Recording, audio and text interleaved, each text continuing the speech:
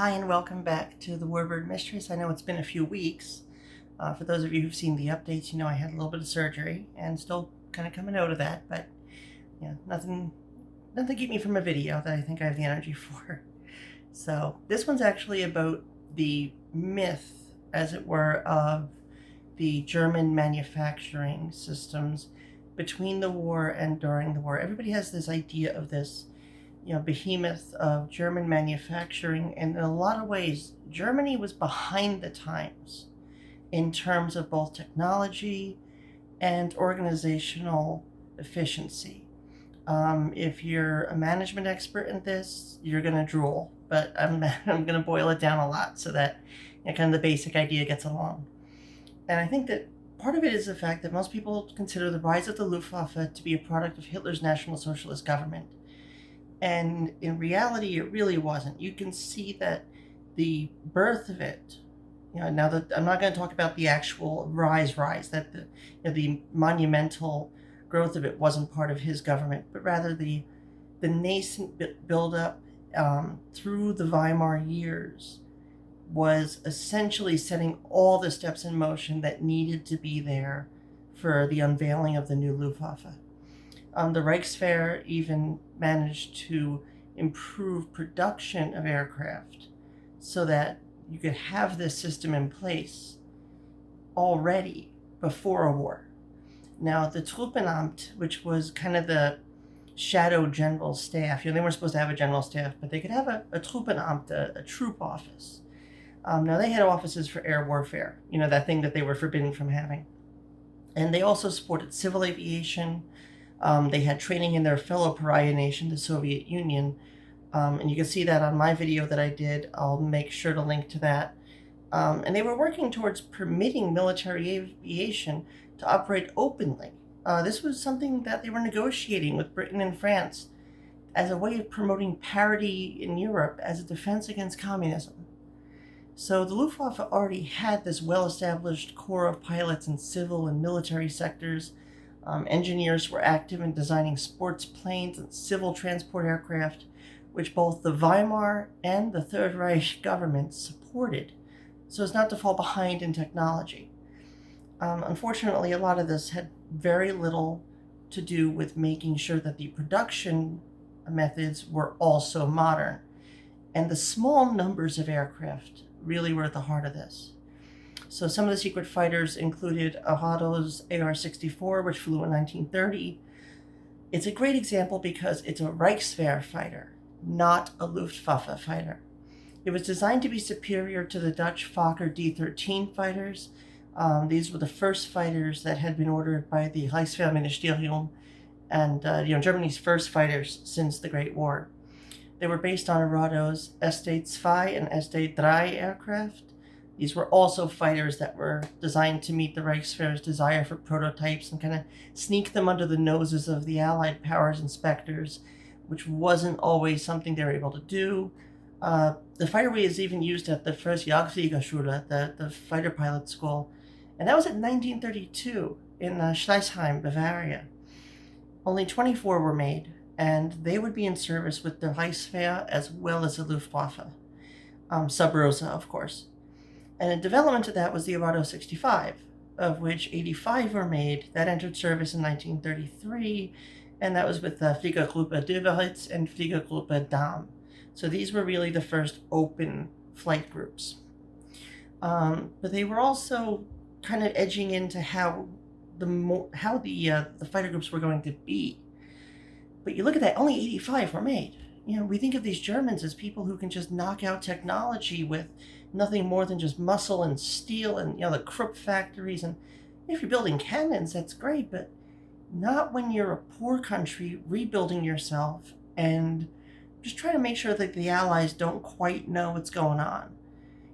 It's like hiding something from your mother growing up. You can't make it, the biggest thing in the world. You might have a secret pet frog. You're not going to have a secret pet alligator. I'm Cajun, and I say that. Come on. So one area where Germany was falling behind was its manufacturing potential. And the modern assembly line was not a part of German industry. All those pictures of Henry Ford getting, awards from Germany and that That's great, but they didn't really take into heart what he was doing. Aircraft were made one at a time in teams. They might have many aircraft at once, but each one was being built independently. And an economy of scale was achieved by manufacturing hundreds of examples, but with dozens of work teams, not using an assembly line. These may have operated simultaneously, but if this was not scientific management, I mean, Taylor would have just had a heart attack if he saw this. And, Germany was able to produce huge numbers of aircraft for their pre-war needs and for what they thought would be a short war. For example, the Heinkel HE-51, which was another transitional Reichswehr Luftwaffe fighter, that was developed from the 1931 Heinkel HE-49. It was basically a trainer that was ordered to stay within the legal restrictions of the time, and the 51 was developed sub rosa in 33 and unveiled in 35. Those served in Spain, and it was proof that the German manufacturing capacity could keep up with their needs. They manufactured about 700 in just over 3 years in fighter, float plane, and attack variants, even if they weren't that successful against the Polikarpov I-15s and I-16s that they had to fight in Spain in the war against the communists. Now, slightly more advanced, Arado AR-68 had 511 manufactured between 1934 and 1937. Now, for the economy at the time, that is a lot. Even though we're going to look at the war when we're manufacturing, I think it was a B-24 Liberator every hour, a Liberty ship every day in the West. Well, interwar Germany was trying to basically say, look, we're doing our best here and we can do this and we could really win and we're going to kick butt, to watch myself. But in reality, they're also saying, okay, how do we do this affordably with what we can do and what we know about manufacturing and what the manufacturing culture was like? And, even the AR-68, which, like I said, 511 manufactured, it was a huge improvement over the Arado fighters of 1930, 1932, a lot more complex, but still not built rapidly, even though the contracts were, made for hundreds of aircraft. And these early biplane fighters were replaced by the infinitely famous Messerschmitt Bf-109, first flew in 1935, and this was a huge jump in technology. You're going from, biplane fighters, even interwar ones that were not as simple as, say, World War I fighters, all the way up to the Bf-109. And 34,852 were manufactured between 1936 and 1958. About 1,000 less between 1936 and 1945. About 1,000 were manufactured by Czechoslovakia and Spain after the war in different variants, different names. And it's the second most produced military aircraft of all time after the Ilyushin IL-2 Sturmbowek. 36,000 something were manufactured of those. By comparison, the more complex, although superior, and I'm just going to start a fight when I say that one, but Volkovov FW-190s, they had 20,000 of those manufactured just between 39 and 45. And when you look at these planes being manufactured, and you hear about these huge numbers, you can imagine just these assembly lines cranking out aircraft after aircraft. And that's not the case. When you see these photographs before the war, during the early stages, or even at the end of the war, when they were building fighters underground or in terse situations under constant threat of Allied bombers, they have one thing in common, and that's the culture. It's the craft method of manufacture. Whether in 1930 or 1945, aircraft were still made using that team-based approach. They didn't have the rolling assembly line methods that Ford had perfected and were being used in the United States both at large and small scales, as well as in Britain and her dominions. But instead, let's get this straight. These were not artisans. These aren't people sitting there making sure they make the best Messerschmitt 109 they can. No, but they are craftsmen in the sense that they work as a team to build a product. And when that's done, they move on to the next product. This was basically designed around what Junkers called the Takt system. It was one of the influences actually of the Toyota production system of the 1950s, which those of us who study management would recognize as kind of the baby version of the lean manufacturing processes of the 1980s. Your 5S's, your reduction in waste, your low inventory levels, your just-in-time delivery. These were all ideas that were embraced by the Germans, but they weren't put into practice in the ways that other countries and other cultures might have deemed, to be efficient. So if you look at the photographs, there's no movement on these lines. Aircraft all reached final assembly stages at about the same time. They were in stationary jigs, and work gangs were just assigned to a single aircraft. This is your spot. You build as many of them as you can. What they did start to do by, say, the middle of the war, 43 or so, they got some rolling assembly line ideas, but the approach had still not changed. Rather than rolling the plane along, they did move it through stages, but they had parts kits brought out to the plane. That was their idea of modernization. The Germans had this thing that the crew stayed there and the parts came to them, and people that were experts came with the parts, and everybody worked on the plane there, and then they went on to work on the next one. And it was the idea that the manufacturing went to the plane didn't come to the manufacturing. And that's really only where everything was in its fullest form. Junkers was the most modern company.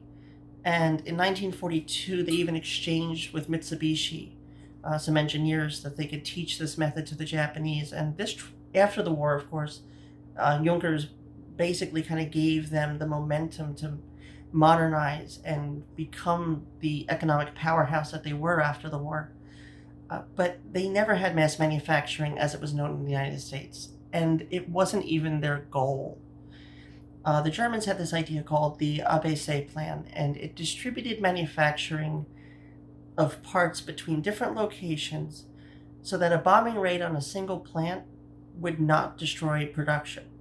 It would slow it down, but there was always somewhere else to get parts from. This is a way of saying that the supply chain's integrity was guaranteed, but in the worst way possible. You have almost no quality control. You have a supply chain that is spread out as far as the Reich can see. You have transportation time just is abysmal. Your downtime is constant. The costs were way out of control. Rolling stock and railway schedules were just not open to this. You had not enough petrol to keep parts moving between places. Instead of just in time, you kind of had when it gets here. And it just wasn't efficient. The ironic part is that final assembly had been improved by 1943 and 1944 so that record numbers of aircraft were being put out. I mean, a lot of the delays in production and poor manufacturing efficiency had to do with German culture, but it also had to do with the sources of labor. And I'm not going to be an apologist at all. The Third Reich was not the workers' friend. I don't care that it had the word socialist in it. It was not about anything that had to do with the working class, except for trying to get rid of the communist elements that were, basically taking the workers for a ride in the 20s and 30s. The unions had been demobilized, and the Deutsche Arbeitsfront was not anything to brag about in terms of producing skilled, motivated pools of workers. I mean, no matter how many Kraftwerk cruises and spas that everybody went to, those were the loyal workers. Those were the party members. Those were the DAF core. You didn't get a real corpus of people that wanted to embrace a culture of excellence, a culture of quality. Words that were phrases and words that were in the West becoming the rules of business. And factory jobs were just filled with craftsmen. You had mechanics and metal workers that were fresh out of the Depression, the Weimar years, and they were jockeying for these good paying jobs. They were, either joining the party, or they were making connections, or they were just basically selling each other out so that they could get to the top and excel. This was not Joe Schmo from Detroit who was taught to do one thing to make a single part of a tank and nothing else. These were men who knew the whole process. These were men who, before they looked at a piece of metal to even put into something, wanted to know where it came from. Doesn't make you a craftsman in the sense of a watchmaker or in the sense of an architect, but it's a cultural difference that slows down production. And because quality control was really out of their hands, it could also put a stop to production when they felt that they couldn't do their job as well as they could. So, these are a limited asset. There's only so many people like that. And yet they're being drafted. And especially towards the end of the war, they're in factory defense units with flak. They're really just pushed to the extremes. So who replaced them? Slave labor. Jews and gypsies and Slavs that were just brought in, and the Ostarbeiter, the people who had no vested interest whatsoever, except for staying alive, in doing their jobs. And the other part of this is that the culture said that women were not to be involved in manufacturing at any large scale in Germany. This is actually a huge difference between fascism and National Socialism. This was against the National Socialist idea of proper womanhood. With a limited population, Germany is a densely populated, it's a fairly large country, but still, it's a limited population. There's a high demand for men. And by not using women, this is a severe handicap.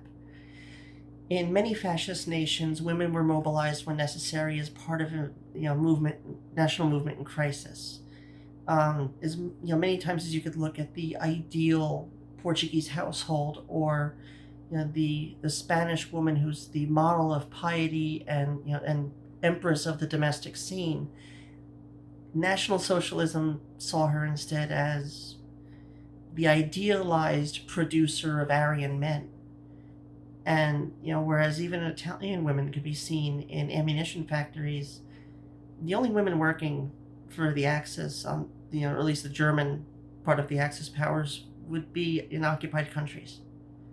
So they were not motivated at all. They were, if anything, they sabotaged a lot of production. So they had women in clerical roles. They were a Flakhelferin. They were in the BDM. You had the Nationalsozialistische Frauenschaft, and they were involved in resettlement in the East. And they actually were assigned. They were actually given the task of assigning and managing the Ostarbeiter slave workers that were brought in from Eastern territories. These were not Rosie the Riveters. These were Ilse She-Wolf of the SS, but with a lot more boring wardrobe. They were never mobilized correctly. This is where politics stopped the Germans from winning the war. Just their priorities were in totally the wrong places. So that meant by the end of the war, work was just scattered all over the Reich and, the occupied territories. Skilled labor was exceedingly rare. If you had the skills, you were probably a shop steward or the equivalent. Or you were put in an area where you had to deal with slave labor. And, these were used for production stages where in Allied nations and in the Soviet Union, these were being done by women who were trained to be expert in doing their part of the production process. This is not to take away from Speer's management of armaments industry. Think what you will of Albert Speer. Is he an apologist? Was he a scapegoat? Was he someone trying to save his own skin? Was he everything? Probably. But he did manage to at least save the German industrial might from collapsing. If anything, he improved it. Had he been armaments minister in the 30s, you could imagine, had he been armaments manager in the 30s and Göring took a 10-year nap, then things could definitely have been very different for Germany. And he was able to relocate factories underground and disperse the production in the face of concentrated bombing day and night by the Allies. German manufacturing grew every single year until the war ended. But that doesn't mean that it was efficient, timely manufacturing with predictable quality standards. And when you look at the quality of the goods, I mean, that brings up a lot about, say, Italy. Italy, yeah. We're going to do a separate video on Italy, the land of Jerry Vale, Ernest Borgnine, Enzo Ferrari, Enrico Fermi, the Bandera sisters, and Mussolini. There's just so many things wrong with Italian manufacturing. It's the culture of manufacturing in northern Italy, the rapid changes in southern Italy, the lack of nationwide mobilization, the change in alliances from Britain to Germany in the late 30s. And yeah, you heard that one right if you didn't realize that Italy was actually on the Allied side of the equation until the late 30s and had a lot to do with coal, but we'll get into that. Mussolini was a blowhard who still managed to modernize Italy, keep the communists at bay at home and in Spain. And he had been a positive force for peace in the sense that as long as you didn't live in Africa, and he kind of kept Germany at bay while France was going through her time of the century problems.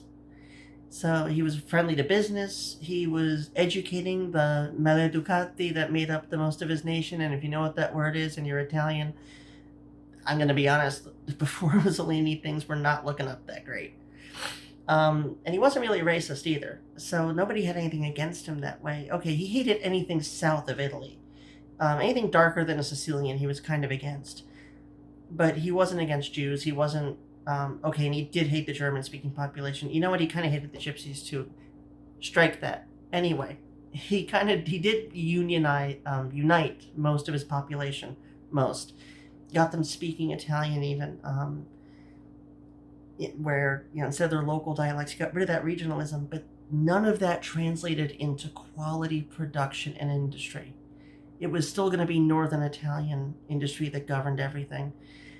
And, even if the top tiers of the party were diverse with Jews and, Arberesci and other minority groups, the coal embargo at Munich that changed the whole thing to Germany, changed everything, and it's a mess. Now, io parlo Italiano, so I have no problem, reading up on the research and that. I just wish there was more of it, but that's going to be our next video.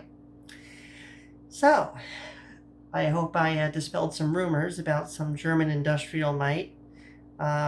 Anybody who works in the auto industry or any industry really that deals with, say, lean manufacturing processes and mass manufacturing, and that was involved in the early years of the assembly line. Congratulations, you weren't from Germany. And maybe it explains why you pay so much more for a BMW than you do instead for a Ford, which I still have to make sure that mine passes inspection. But other than that, I'm Claire, and I am the Warbird Mistress. And I'll see you next time. Bye.